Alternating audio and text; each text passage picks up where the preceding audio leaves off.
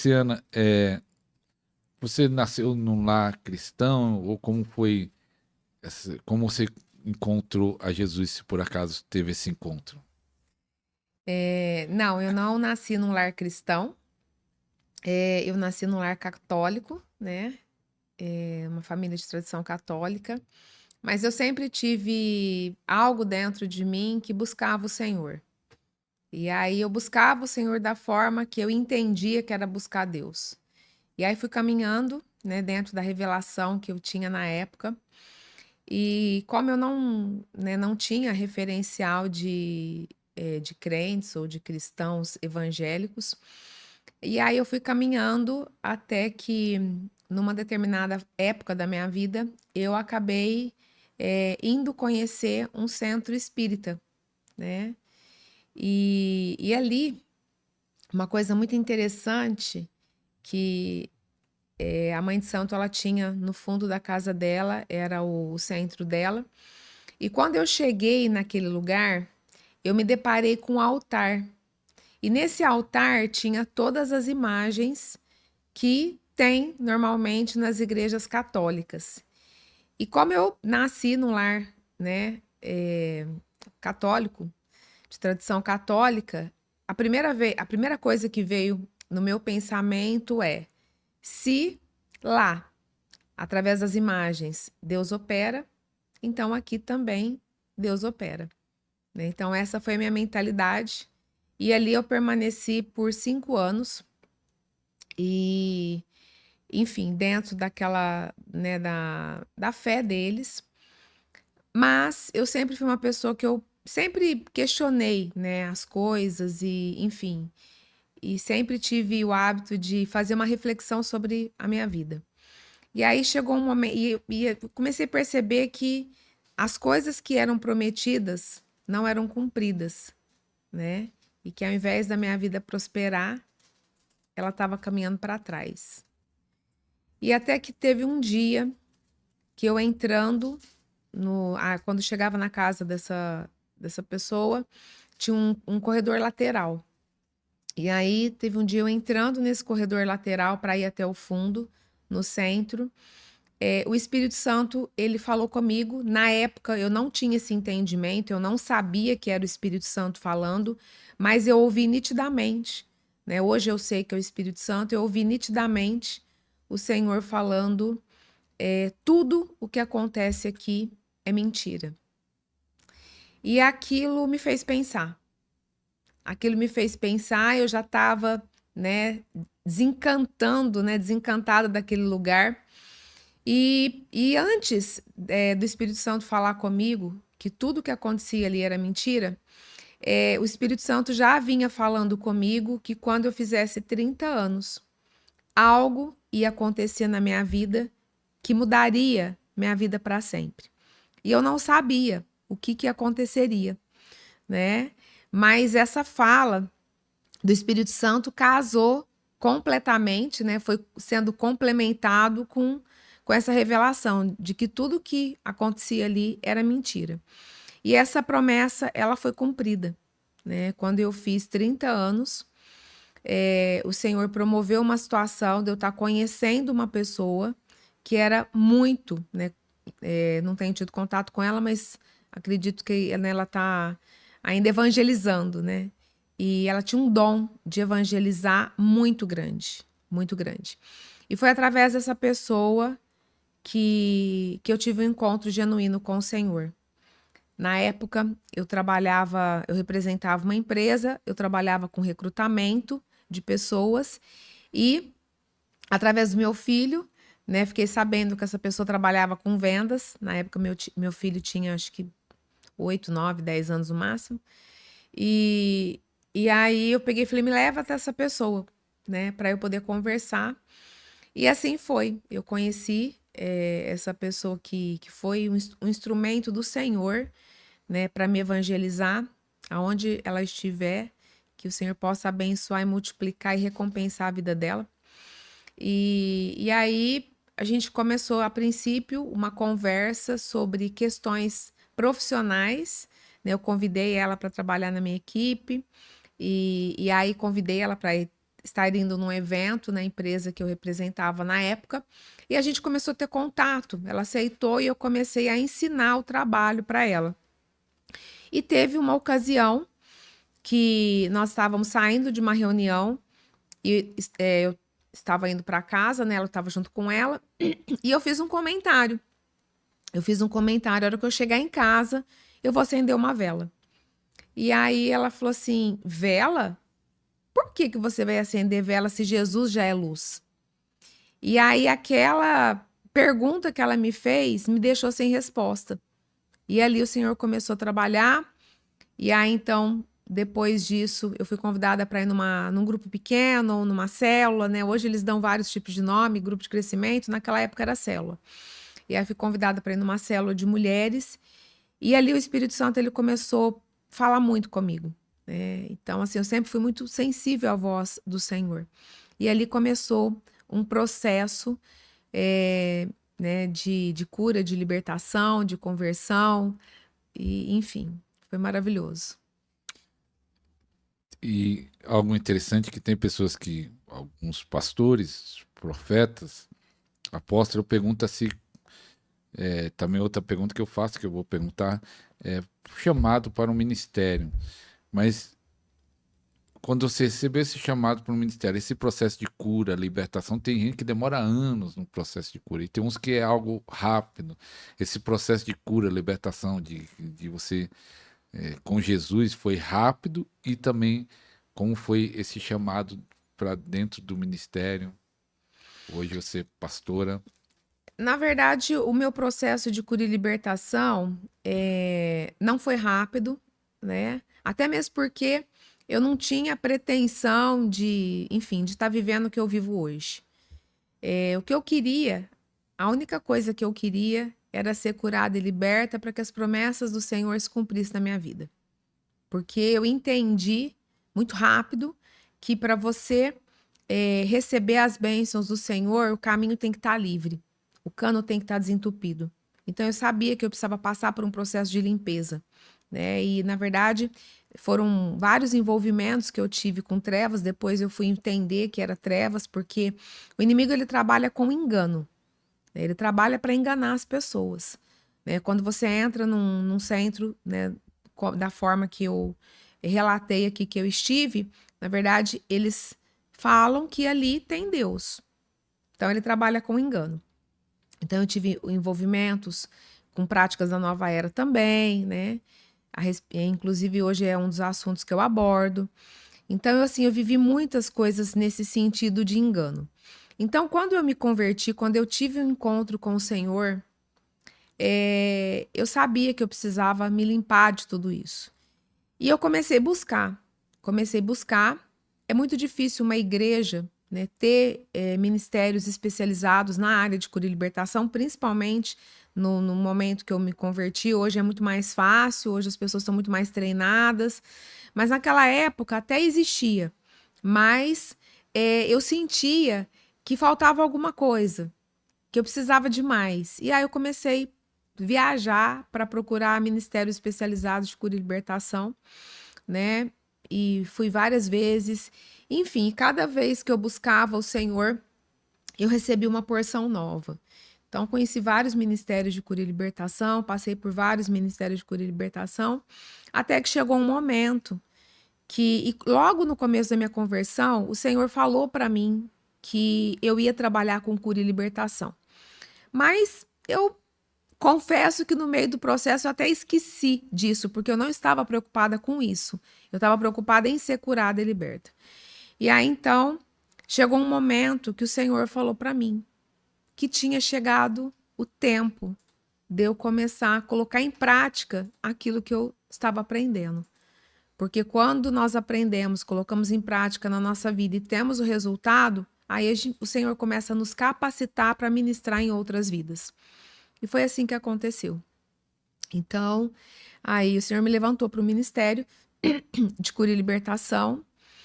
E assim, eu tenho convicção de que nós já nascemos com chamado, né?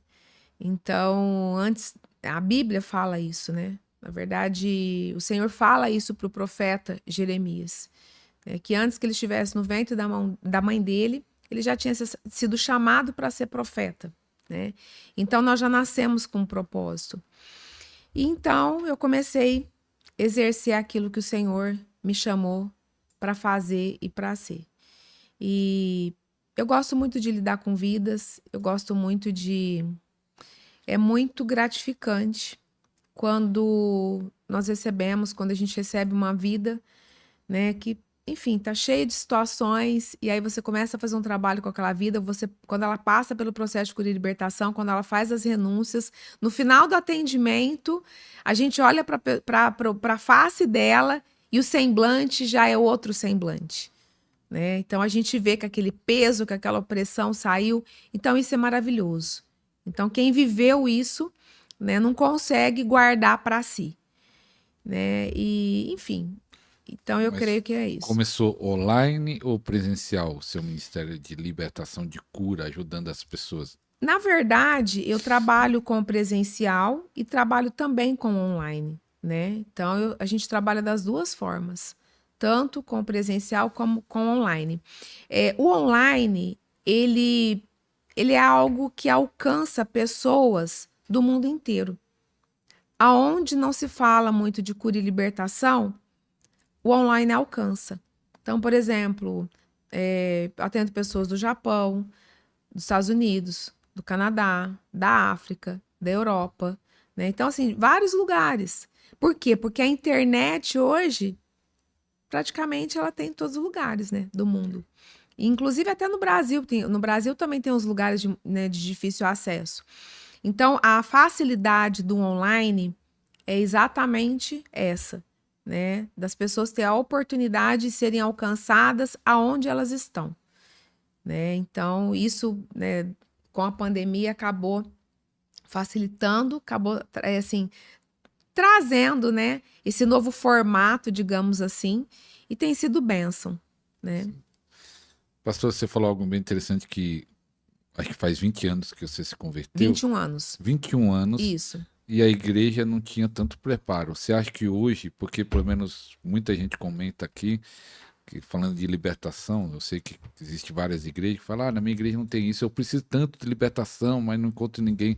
Você acha que a igreja hoje, o ministério, no modo geral, né, igrejas, no modo geral, está preparado para ajudar as pessoas na libertação ou falta muito? Olha, a visão que eu tenho a respeito disso é que tem muitas igrejas que ainda não têm essa visão de cura e libertação, né? Então, eles têm aquela visão mais de que libertação é só expulsar demônios e que tá tudo certo.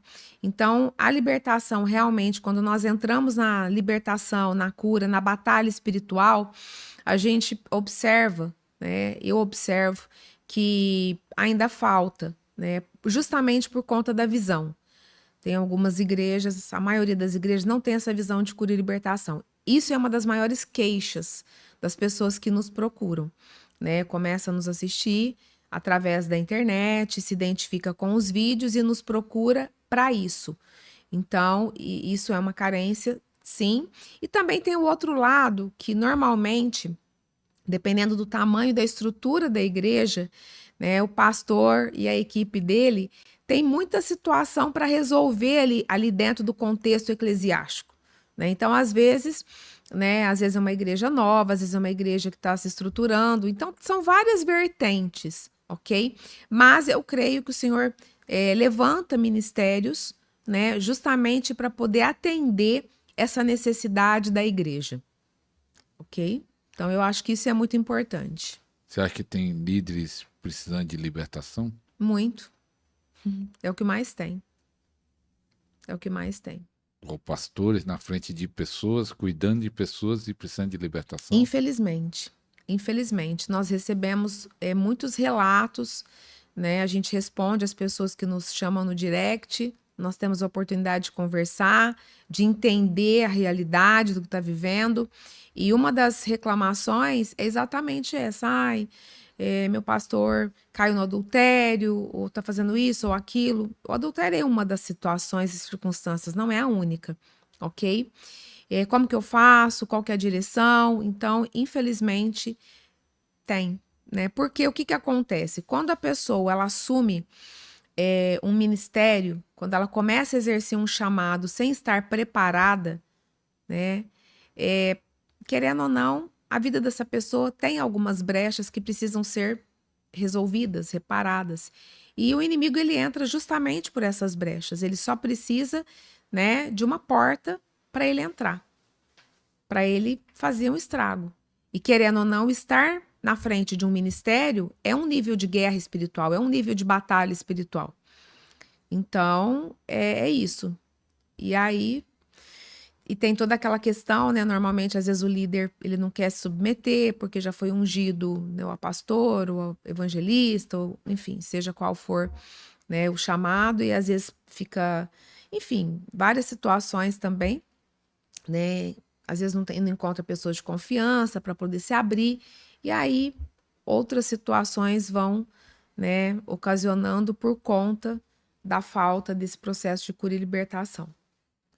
Pastores te procuram Sim, para pedir libertação? sim, com certeza. Pastores procuram, líderes procuram, e para falar a verdade, eu fico muito feliz quando isso acontece. Eu gosto muito de ministrar para pastores, para líderes, porque significa que a pessoa está tendo a humildade de se expor, está tendo a humildade de se abrir, né, para Deus fazer algo muito maior. Então é maravilhoso, né? Aliás, eu acho que o ingrediente principal de um líder, de um pastor, tem que ser a humildade, né? Jesus ele deixa essa marca para nós. O espírito de Jesus é o espírito da humildade. Então, quando um pastor, um líder, né, que já tem ministério, que já exerce, se abre para isso, meu Deus, é assim, o que Deus faz através da vida dessa pessoa e através do ministério é algo maravilhoso, é algo lindo. Pastor, tem 6 anos ministrando libertação, é isso? 6, 7 Mais de anos. 8 anos. Mais de 8 anos ministrando libertação. Você lembra qual... Lembra não, qual é o caso mais difícil na libertação? Desses que você ajudou pessoas, sem precisar falar o nome da pessoa, quem foi, mas que você foi bem difícil esse processo de libertação, ou é tudo igual? Não, não é tudo igual, porque tudo depende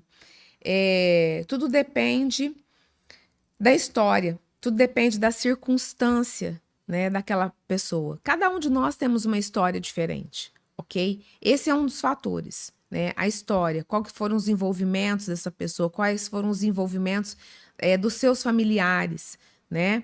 E também da disposição que a pessoa tem de quebrantar o coração, confessar, se arrepender, renunciar, fazer o que tem que ser feito, né? Então, por exemplo, quando a pessoa ela entra num processo de cura e libertação, ela tem que se despir. Como assim? Se ela retém alguma coisa, é tudo aquilo que o inimigo precisa, né? Então, para que a pessoa tenha um resultado, digamos assim, excelente, ela precisa verdadeiramente não ter vergonha, né? Deixar o orgulho de lado, não ter problema com isso, porque isso, quando existe a confissão, o arrependimento genuíno, é quando acontece uma verdadeira libertação. Esse é um dos pontos, a pessoa se abrir para o processo. Porque o processo não é tranquilo, o processo dói, né? Então, quando nós falamos em cura e libertação, nós estamos falando em tratar a pessoa tanto no emocional quanto no espiritual, e o físico também acaba sendo beneficiado, né? Então, a gente acaba tratando o ser humano de uma forma completa, de uma forma plena. E aí tem algumas vertentes, como eu comecei falando. Então, por exemplo, o nosso país, né, nós recebemos imigrantes de vários lugares. Então, o Brasil é um local onde existe descendentes de índios, de africanos, de europeus, depois vieram japoneses. Então, assim, existe uma miscigenação muito grande, né? E quando nós falamos em iniquidades geracionais, nós estamos falando, né, dos pecados, das transgressões e das iniquidades, né, que eles vieram cometendo e que, enquanto isso não for resolvido no mundo espiritual, isso vai pesar, isso com certeza vai pesar sobre as nossas vidas E se também, quando chega em nós, se a gente não resolve, isso vai continuar tendo consequência para os nossos filhos e netos, e assim vai. Então, tem tudo isso. Então, por exemplo, exemplos que eu quero te dar. Vamos supor que você tem um parente lá, um avô, um bisavô, que teve envolvimento com derramamento de sangue, participou de guerras mundiais, né? E, enfim, teve envolvimento com sangue. Aí você tem de um outro lado um outro parente que se envolveu muito com promiscuidade sexual. Aí você tem um outro que se envolveu muito com trevas. Então, tudo isso são situações que vão trazendo consequências para a sua vida. Quando você toma conhecimento dessa verdade, você precisa ser orientado para fazer aquilo que tem que ser feito e você precisa se abrir para esse processo. Né? Precisa se abrir por quê? Porque quando nós falamos de iniquidade, nós falamos de uma contaminação. E essa contaminação, a iniquidade, ela contamina também o sangue, o DNA, a genética, ok? Isso, inclusive, a ciência já prova. Né? Se você começa a estudar sobre epigenética, você vai chegar a respeito disso que eu estou te falando. A ciência já comprova.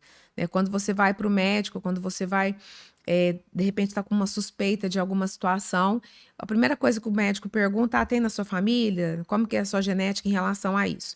Então, essa é uma circunstância. Né?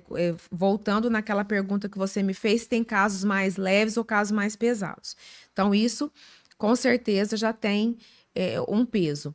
E aí, se a gente encontra uma pessoa que não está disposta, né, a pagar o preço, aí vai dificultando cada vez mais. Então, essa situação é diferente, por exemplo, de uma pessoa que chega e já está na 5ª geração de crente. É diferente. A pessoa já vai nascendo em princípios bíblicos, dentro, né, de lar cristão, recebendo a palavra de Deus, e aí isso, né, facilita. Isso não é regra, mas, né, isso facilita muito quando a pessoa é obediente, quando a pessoa quer cumprir a palavra, ok?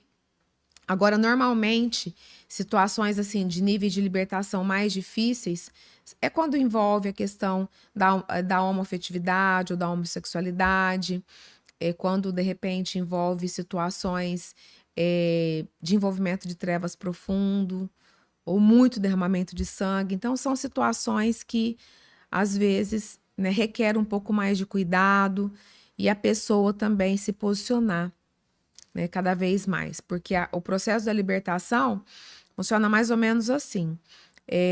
Ela faz, né, ela se submete, né, a uma anamnese, digamos assim, para que você possa entender. Nós chamamos de mapeamento espiritual, onde ela vai contar, onde ela vai relatar ali tudo aquilo que ela viveu, tudo aquelas experiências que ela teve, não só espirituais, não só envolvimentos com seitas, com religiões que, né, são contrárias à palavra de Deus, mas também com traumas, por exemplo, abuso sexual, rejeição. Então, ela vai fazer o relato ali. E aí, quando você começa a atender essa pessoa, ela tem que estar disposta a liberar o perdão, a fazer o caminho de volta. Né? E aí, quando termina esse processo, o que ela tem que fazer? Ela tem que se alinhar aos princípios da palavra. Por quê? Porque quando Satanás ele não quer que as pessoas sejam libertas e curadas. Porque, infelizmente, dentro das igrejas tem muitas pessoas doentes, né? Pessoas que estão sendo opressas. Por quê? Porque até estão dentro das igrejas, mas cheio de brechas abertas. Então, ele não quer que as pessoas sejam completamente curadas e libertas. Então, ele vai criar uma resistência. Quando a pessoa rompe essa resistência, ela passa pelo processo de cura e libertação, o que ele vai fazer? Ele vai tentar, Satanás ele sempre volta para tentar recuperar as áreas perdidas. Por quê? Porque ali existe uma vulnerabilidade. Então, aí quando ele vai para tentar a pessoa novamente, é quando ela tem que estar firme. Ela tem que estar firme, buscando o Senhor, lendo a palavra, orando, jejuando, procurando se santificar cada vez mais. Então, isso vai fazendo com que a pessoa vai verdadeiramente dando sequência na cura e na libertação. Porque cura e libertação não é um ato isolado, é um processo. E isso pode demorar anos. Por quê? Porque são camadas que vão sendo removidas. São camadas que vão sendo removidas, não é algo instantâneo. Não é algo que você sai em nome de Jesus, sai, não vai mais voltar, não vai acontecer mais nada. Não, isso não acontece. E dentro desse processo, o Senhor ele vai nos capacitando. Dentro desse processo, o Senhor vai nos santificando, o Senhor vai, enfim, trabalhando em nós. Vai trazendo maturidade, experiências, né? Então, isso é só Ele que sabe fazer. Vamos dizer que a pessoa descobre que o pai, o avô, o bisavô, tudo vivia na feitiçaria, prostituição e tudo mais, tudo que não presta. Eles estão assistindo agora e fala: o que eu faço para ser liberto? E uma pergunta, a pessoa pergunta: o que eu faço então? Ela consegue sozinho, sem ninguém se libertar ou auto se libertar? Olha, eu não acredito em autolibertação. Eu não acredito em autolibertação quando a pessoa ela não é orientada na palavra, quando ela não é direcionado, ok? Por quê? Porque a Bíblia diz em Tiago 5,16: confessai os vossos pecados uns aos outros para que sejais curados, e a oração de um justo muito pode em seus efeitos.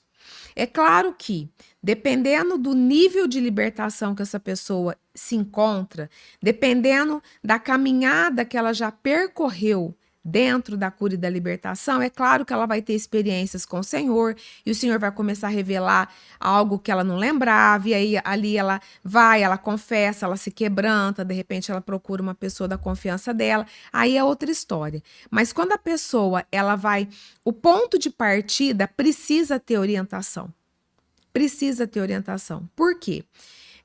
Porque, como eu já disse no começo, quando a pessoa, ela está numa determinada condição de que ela necessita passar por esse processo, o cano ele está entupido. Então, por mais que essa pessoa seja muito sensível à voz do Espírito, eu dei o meu exemplo, né? Ela não vai alcançar toda a revelação, porque existe uma guerra. Existe uma guerra, né? Satanás ele não quer. Então, essa pessoa, né? Ela faz essa ponte no sentido de estar trazendo uma orientação, uma direção, ok?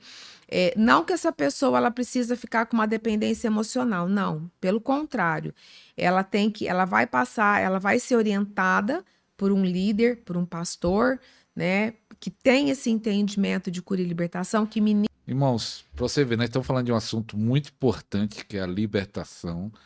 E 3 anos gravando podcast, mais de 3 anos, nunca caiu a energia e aí caiu a energia. Então a pastora vai continuar, talvez vai ter uma diferença da fala, mas eu estava perguntando sobre autolibertação e ela estava falando que não acredita sem ter uma orientação. Mas você vê que é guerra espiritual aí. Então, porque é um assunto importante e com certeza você já está sendo abençoado, que já tem quase meia hora de programas. Então Deus vai te falar mais e vai acontecer muito mais resultado. Então, pastora, nessa batalha aí, primeira vez que aconteceu isso, continua. Você não acredita nisso, né? De ter autolibertação? O que eu estava falando é que eu não acredito em autolibertação quando a pessoa está no início desse processo, ok? Por quê? Porque, por mais sensível que ela seja, né, ao Espírito Santo, ela precisa ser orientada, ela precisa ser ministrado, né? Precisa de uma pessoa, né, para indicar os passos que ela deve dar, conforme diz a palavra de Deus em Tiago 5,16. Né? A Bíblia diz assim: confessai os vossos pecados uns aos outros para que sejais curados, e a oração de um justo muito pode em seus efeitos. Então, esse texto ele traz uma conotação também, quando a pessoa ela se depara, né, quando ela se coloca na frente de um pastor, de um líder, ela precisa, né, ter aquele espírito de humildade e precisa se humilhar, porque dependendo dos envolvimentos que ela teve no passado, aquilo é uma vergonha para ela, né? Então eu creio que esse processo, né, ele já traz uma libertação quando a pessoa ela começa a confessar, quando ela se arrepende, quando ela expõe a vergonha dela, né? No sentido de ser curado e liberto. Entendeu? Não que isso porque a pessoa que está preparado para ouvir não vai julgar, não vai criticar, ela vai ouvir, ela vai fazer aquilo que ela tem que fazer, né? Mas eu estou querendo dizer o seguinte: então, quando a pessoa inicia, ela tem que ser orientado por um líder com experiência.